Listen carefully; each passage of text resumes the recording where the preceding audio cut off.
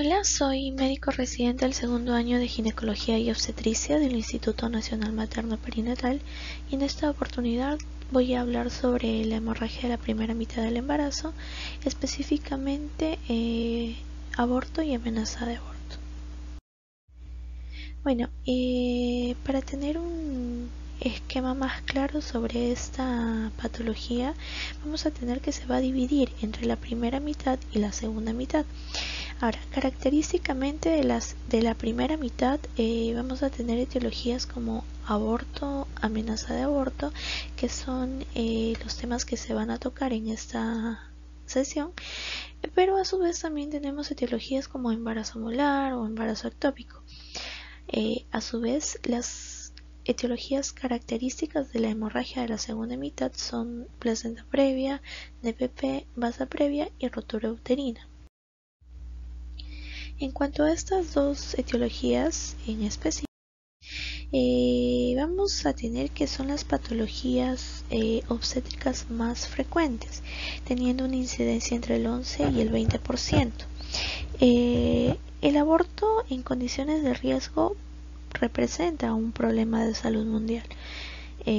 La OMS estima que más de 20 millones se realizan cada año bajo condiciones inseguras y que entre el 10 y el 50% de mujeres van a requerir un cuidado médico por las posibles complicaciones. Ahora, cerca del 13% de mortalidad materna en el mundo corresponde al aborto provocado, principalmente en países donde es ilegal. Así, 20-25% de todas las muertes maternas en Asia y 30-35% de las muertes en África y América Latina. Como definición, principalmente para amenaza de aborto, vamos a tener que es la presencia de metrorragias y o contracciones uterinas más o menos dolorosas en una gestación intrauterina antes de la semana 22, y esto es muy importante, sin presencia de modificaciones cervicales. En cuanto a la definición de aborto, la OMS la va a definir como la interrupción espontánea provocada de una gestación antes de las 22 semanas, que se tiene que contar desde el primer día de la última menstruación o que el producto tenga un peso aproximado de 500 gramos o un 25 centímetros de longitud. Ahora, en cuanto a su patogénesis, vamos a observar que estas van a ocurrir en el 10% de todos los embarazos reconocidos y el 80% son en el primer trimestre, ¿no? Principalmente en las primeras 12 semanas. El aborto recurrente se va a encontrar en 1% de todas las mujeres. Vamos a tener también como dato que en las adolescentes puede alcanzar entre el 10 y el 12%, mientras que en las mujeres mayores de 40 años el porcentaje va a aumentar a 4 a 5 veces. La incidencia total del aborto es mucho mayor. La incidencia del aborto subclínico va a estar entre 60 y 78%, ¿no? Y las pérdidas postimplantación van a estar cerca del 43%. ¿Con qué está relacionado esta patología?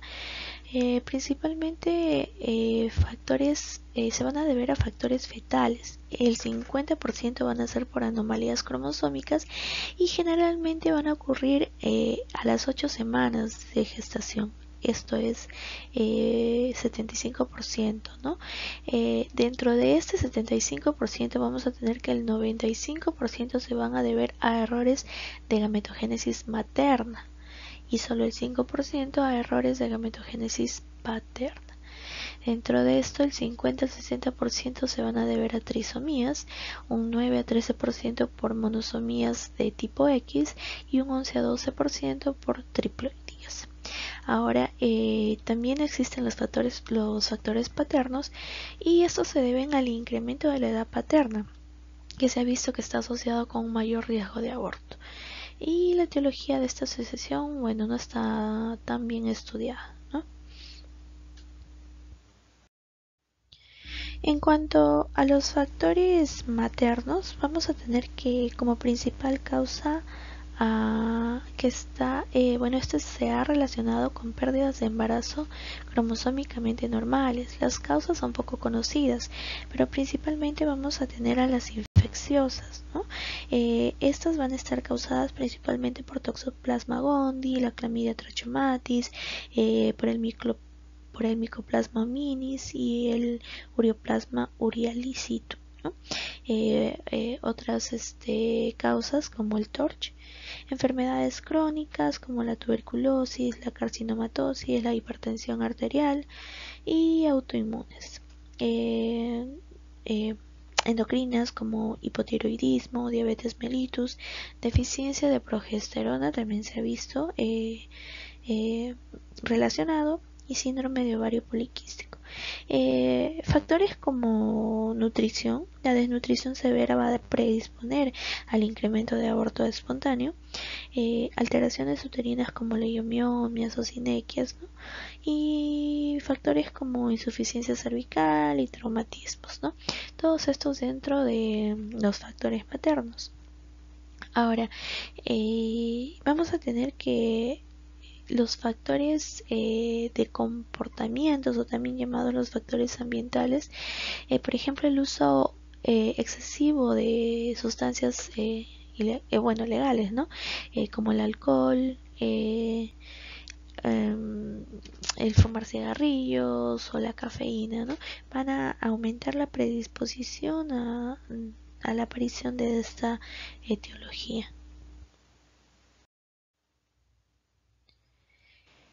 En cuanto a su clínica, vamos a tener que esto principalmente se va a caracterizar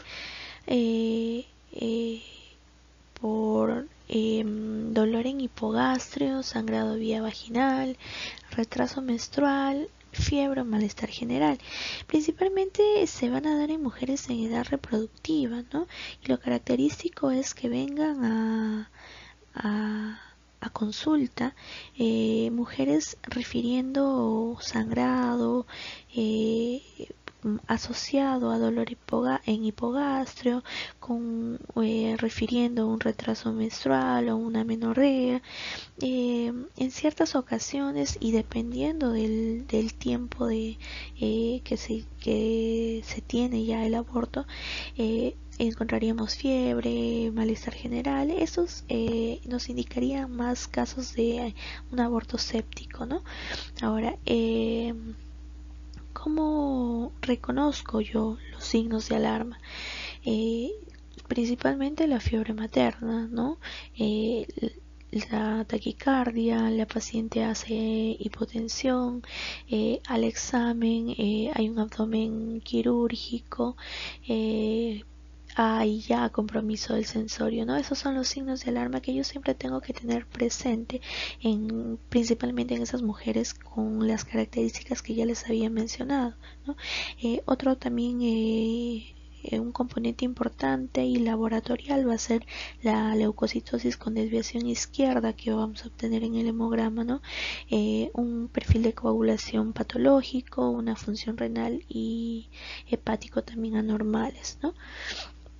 Ahora, como complicaciones, vamos a tener principalmente la anemia aguda, ¿no? Son pacientes que a veces, dependiendo de la distancia en la que se encuentren, pueden estar sangrando una semana, 2 semanas, y hasta pueden llegar con shock hipovolémico de acuerdo al tiempo de pérdida sanguínea que han tenido, ¿no? Anemia aguda, septicemia y principalmente lo que se quiere evitar, ¿no? La muerte materna.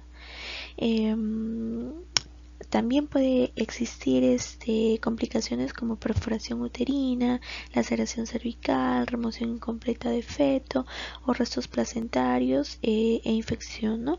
Esto tiene que ver más ya con el tratamiento que con en sí con la patología en sí, ¿no? Pero obviamente son complicaciones. Ahora, en cuanto a diagnósticos diferenciales, principalmente una enfermedad trofoblástica gestacional, ¿no? El otro que también va a la cabeza es el embarazo ectópico, ¿no? Muchas veces estas pacientes vienen, sí, tengo sangrado de tantos días, asociado a dolor, ahí a la clínica le hacemos el examen clínico por ahí, que hay cierta resistencia a la palpación en abdomen, por ahí que nos hace sospechar. Ahora, le hacemos la ecografía, no evidenciamos una gestación intraútero. Entonces, por ahí que empezamos a sospechar ya en un embarazo ectópico, ¿no? Una cervicitis también puede ser un diagnóstico diferencial, ¿no? Un cáncer de cuello uterino, desgarros vaginales, ¿no? O los sangrados coitales, ¿no? Ahora, ¿cómo diferenciamos o la clasificación de un aborto, de los abortos, ¿no? Y esto básicamente va a tener que ver en cuanto a cómo se encuentra el osis, si el osis se encuentra cerrado, se encuentra dilatado, ¿no? Si tenemos un orificio cervical interno cerrado, vamos a estar frente a una amenaza de aborto, donde va a haber latidos cardíacos fetales, ¿no?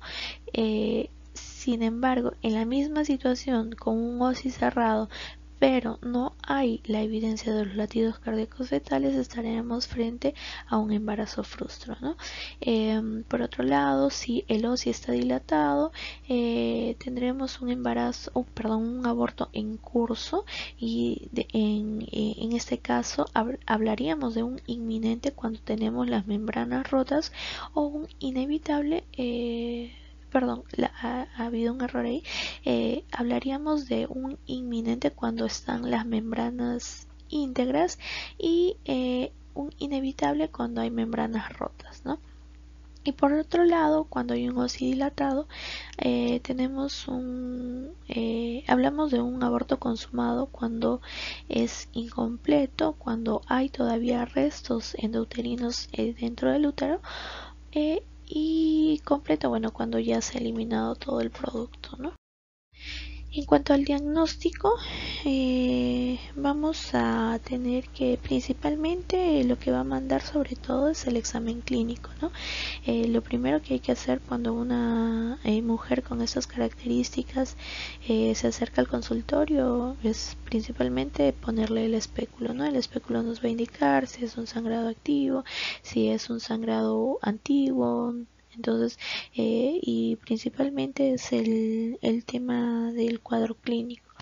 En cuanto al laboratorio, lo principal que deberíamos pedir, ¿no? Un hemograma completo para ver cómo está la hemoglobina, el hematocrito, un perfil de coagulación, viendo específicamente el fibrinógeno, principalmente el recuento de plaquetas, el tiempo de protrombina, tiempo parcial de tromboplastina, ¿no?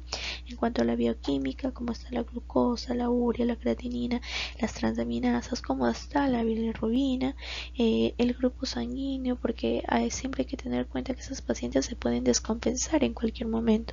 Entonces, es muy importante saber el grupo sanguíneo para el tema de reposición sanguínea si es que lo amerita, ¿no?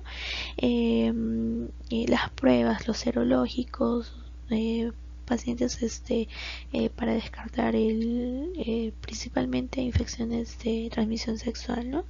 Y el examen completo de orina, ¿no? Más un urocultivo para determinar básicamente si es que esta ha sido la causa o el gatillo del aborto, ¿no? Tenemos también como método diagnóstico la imagenología, ¿no? En este caso principalmente es la ecografía transvaginal. En cuanto al tratamiento, si hablamos de amenaza de aborto, vamos a tener que, al hacer una ecografía y al verificar si es que hay viabilidad o no hay viabilidad más un beta-HCG, deberíamos manejar de manera ambulatorio con un seguimiento control en 72 horas y principalmente indicar un reposo absoluto, ¿no? Si en el caso de que haya viabilidad. Pero en el caso de que tengamos una ecografía más viabilidad del producto, pero con un beta-HCG menor de lo habitual, entonces en este caso sí tendríamos que hospitalizar a la paciente para hacer un control y evaluación del embarazo. Igual, reposo absoluto y como medida se debe administrar progesterona, en este caso 100 microgramos cada 12 horas, ¿no? Y bueno, se daría el alta luego de las 24 a 48 horas si es que no ha habido sangrado y posteriormente se debería hacer un control en una semana. Ahora, si tenemos evidencia ecográfica de que no hay embrión, hay desfase entre la edad gestacional con la ecografía y la beta-HCG, en este caso podríamos hacer un control ecográfico todavía en 2 semanas, ¿no? Y después de eso ya definiríamos si es una gestación no evolutiva o si ha seguido su curso. En cuanto al tratamiento médico, ¿qué contraindicaciones puede tener el sangrado abundante? Vamos a tener, se puede presentar los signos de sepsis, las malas condiciones generales, puede haber alergias a prostaglandinas y trastornos de coagulación, ¿no? Todas estas son contraindicaciones para el tratamiento médico. Ahora, tenemos, bueno, la FIGO recomienda que es de acuerdo a la edad gestacional y de acuerdo a la definición o en qué clasificación se encuentra, deberíamos usar el misoprostol. Por ejemplo, si vamos a interrumpir un embarazo menos de 13 semanas, deberíamos usar 800 microgramos de misoprostol cada 3 horas, ya sea por vía oral, vía vaginal o vía sublingual, ¿no? Si estamos en una gestación menos de 13 semanas y hablamos de un aborto diferido, usaríamos 800 microgramos por vía vaginal cada 3 horas por 2 dosis, ¿no? Y así va habiendo indicaciones de acuerdo a la edad gestacional y de acuerdo en qué clasificación estás, ¿no? Bueno, y eso sería todo. Espero que haya sido de mucha ayuda. Eso fue todo. Muchas gracias.